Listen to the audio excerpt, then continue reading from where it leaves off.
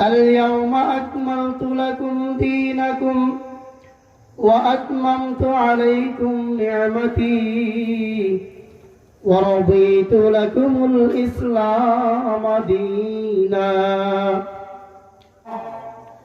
وقال رسول الله صلى الله عليه وسلم: كانت بنو إسرائيل 72 ملة وتفترق أمتي 73 ملة كلهم في النار إلا واحدة.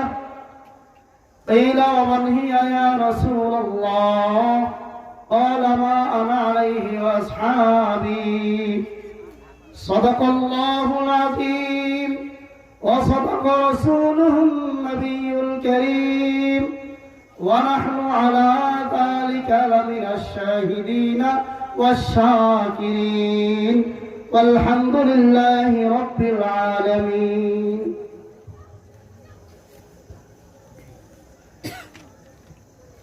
মরহুম আইজ উদ্দিন ব্যাপারী বাড়ি বাইতুস সুদুস জামে মসজিদ ও যুব সমাজের উদ্যোগে 12তম বার্ষিক ওয়াজ মাহফিলে উপস্থিত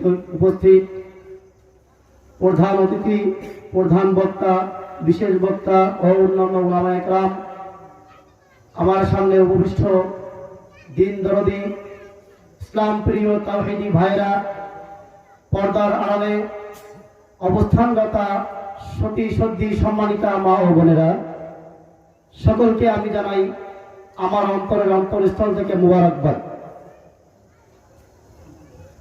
স্বল্প সময় আমার হাতে আছে, বেশি কথা বলতেও পারবো না।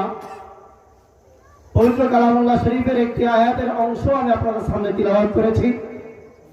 হাদিসে রাসূল থেকে একটি হাদিস আমি আপনাদের সামনে পাঠ করেছি।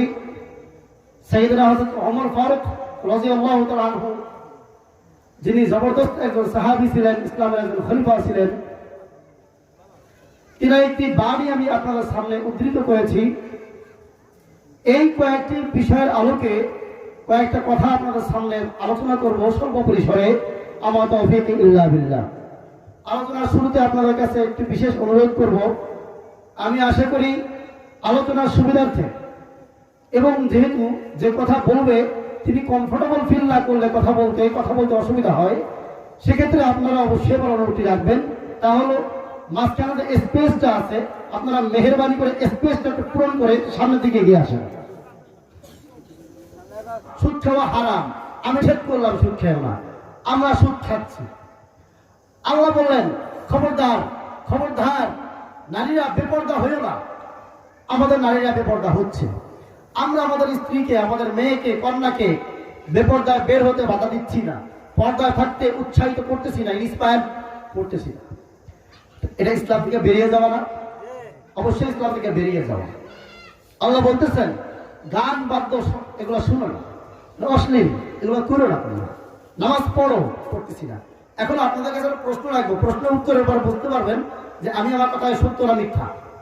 বলেন দেখি, একটা লোকের 2টা ছেলে আছে, একটা ছেলেকে ডেকে বললো, বাবা তোমাকে আজকে এই কাজগুলো করতে হবে। ছেলেটি বললো, আচ্ছা করবো। আর একটা ছেলেকে ডেকে একইভাবে অ্যাডভাইস করলো, বাবা তোমাকে এই কাজগুলো করতে হবে।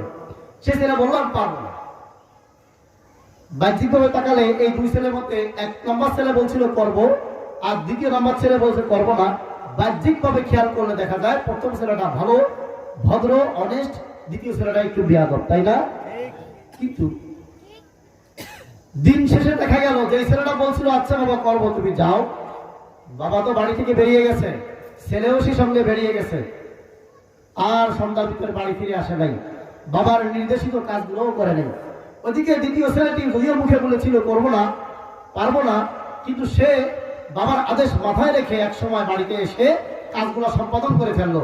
এখন আপনারা বলেন, বাহ্যিকভাবে প্রথম ছেলেটাকে যদিও ভদ্র দেখা গেছিল, বাপ মার অনুগত দেখা গেছিল, এখন মনে হচ্ছে প্রথম ছেলেটাই বেয়াদব, আর 2য় ছেলেটা কি বলেন, বাবা মার অনুগত সন্তান। এখন আমরা মুখে মুখে যদি বলি যে আল্লাহকে বিশ্বাস করি, আমরা মুসলমান, রাসূলকে মানি, ইসলামকে মানি, কোরআনকে মানি, কিন্তু কাজে কর্মে মুখে মুখে হা বললো, কাজে কর্মে তা না করতেছি, কাজে কর্মে এগুলো করতেছি না, প্রত্যাখ্যান করতেছি। এখন আমরা ইসলামে আছি না বেরিয়ে গেছি বলেন? আর ওমর ফারুক রাদিয়াল্লাহু তাআলা কি বলেছিলেন? ফামানি মুতাগাইরাল ইজ্জাতা বিগাইরিহি আদাল্লানা আল্লাহ। আমরা যদি ইসলাম ছেড়ে অন্য পথে ইজ্জত তালাশ করি, সম্মান তালাশ করি, আল্লাহ আমাদেরকে পদে পদে লাঞ্ছিত করবেন। আজকে বিশ্বে মুসলিম মার খাচ্ছে, পদে পদে লাঞ্ছিত হচ্ছে। তার মূল কারণ হচ্ছে একটাই, মুসলমান প্রকৃত ইসলাম ছেড়ে দিয়ে আজকে সেকুলারিজম নীতি গ্রহণ করেছে, ইহুদি খ্রিস্টানদের মতো কৃষ্টি কালচার গ্রহণ করেছে, তাদের নীতি অনুসরণ করে চলার চেষ্টা করতেছে, তাদের রঙে রঙিন হওয়ার চেষ্টা করতেছে। অথচ আল্লাহ বলছিল সিবগাত আল্লাহ, আল্লাহ বলছিলেন তোমরা আমার রঙে রঙিন হও, আমার পথে আসো, সম্মান আমি তোমাদেরকে দিব, তোমাদেরকে পৃথিবীর বুকে আমি সমুন্নত করব, বিজয় তোমাদেরকে আমি তোমাদেরকেই দিব। ওয়ালা তাহিনু ওয়ালা তাহজানু ওয়া আনতুমুল আ'লাউনা ইন কুনতুম মুমিনিন। আল্লাহ বিজয়ের ঘোষণা দিয়ে দিয়েছিলেন যে পৃথিবীর বুকে তোমরাই হবে সমুন্নত, তোমরাই হবে বিজয়ী জাতি, শাসন ক্ষমতা তোমাদের হাতে আমিই দিব। ইন কুনতুম মুমিনিন, তোমাদের খাঁটি ঈমান থাকে, প্রকৃত অর্থে তোমাদের মুমিন হও, ভয়ও নাই, চিন্তাও নাই, তোমাদেরকে সমুন্নত আর বিজয় আমি দান করব। কারো আদা। কিন্তু আমরা কি প্রকৃত অর্থে সত্যিকারের মুমিন আছি? না।